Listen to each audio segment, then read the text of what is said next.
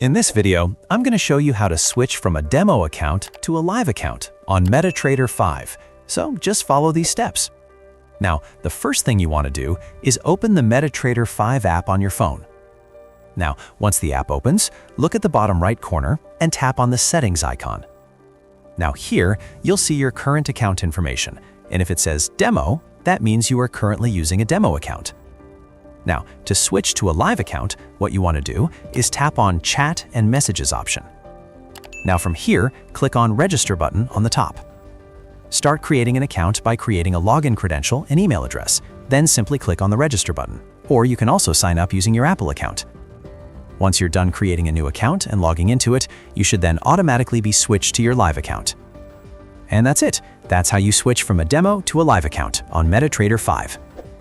If this helped you out, please subscribe. It really helps me out as well. Thanks for watching, and I'll see you in the next one.